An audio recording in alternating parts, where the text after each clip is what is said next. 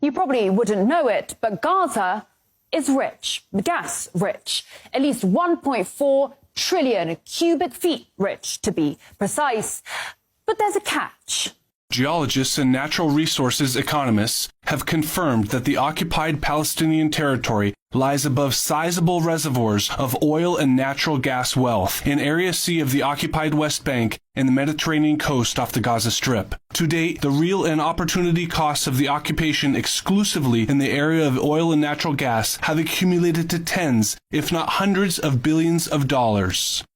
Back in 1999, the Palestinian authorities signed a deal with British Gas.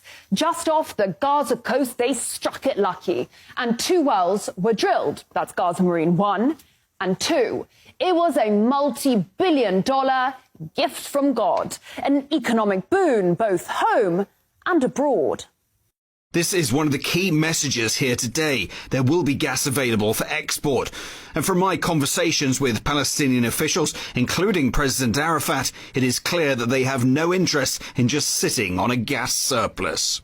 Fast forward to 2007. Hamas comes to power and Israel launches an offensive on the Gaza Strip, leaving behind 1,400 dead Palestinians, but taking with it the gas fields. Now, within the year, Israel announced the discovery of the Leviathan natural gas field, which did include Gaza's riches, all in all valued at $453 billion. Now, since then, Gazans haven't seen a shekel, or to be more accurate, they have been denied around $47 billion in revenue. As for Tel Aviv, well, it's gunning to become a new hub. This is a historical moment in which the small country of Israel becomes a significant player in the global energy market. The Memorandum of Understanding will enable Israel, for the first time, to export Israeli natural gas to Europe. And it is even more impressive looking at the significant set of agreements we signed over the last year, which position Israel and the Israeli energy and water sectors as a key global player. Let's just run through this then. At that moment in time, so we're talking 2022, Russian oil and gas was sanctioned. Iranian oil was sanctioned. Syrian oil fields were, and still are, illegally occupied by US forces. Now, the key port of Latakia was being bombed by Israel, and the port of Beirut, the gateway to the Middle East, lay in ruins. Enter this small country of Israel right here with its seas of gas, its working ports, an answer to Europe's problems, and perhaps, most critically, the US blessing. Because in case you didn't know, US Congress has decided that Israeli energy is in the highest national security interests of Washington. So DC was only too happy for Tel Aviv to become a key global player. After all, it had itself previously mulled over ways in which to make its 51st state a window onto Europe.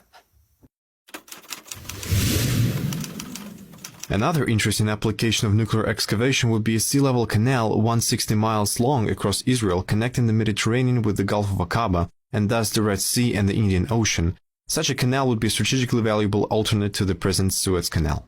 The Suez Canal is a gold mine. It connects the Mediterranean Sea to the Indian Ocean via the Red Sea. It is the link between Asia and Europe.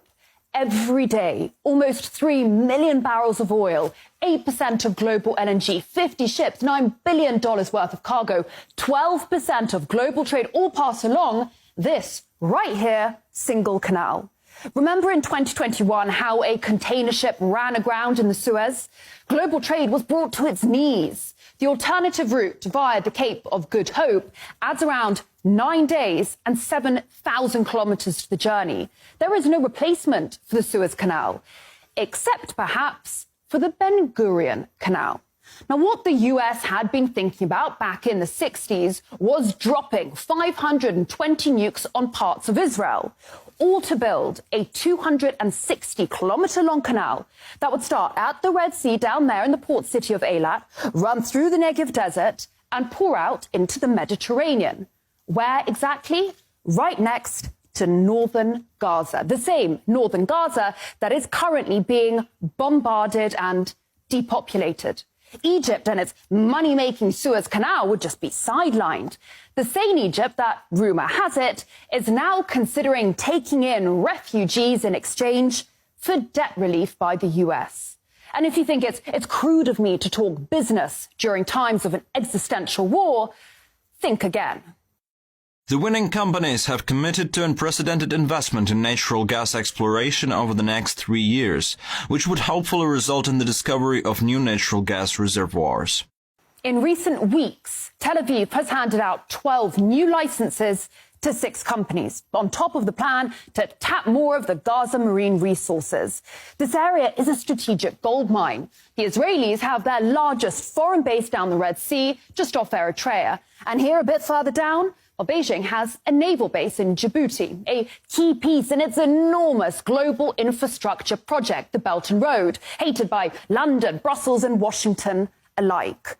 Always ask yourself, cui bono, who benefits? Because war is horror and war is hell. But never forget that war, above all else, is big business.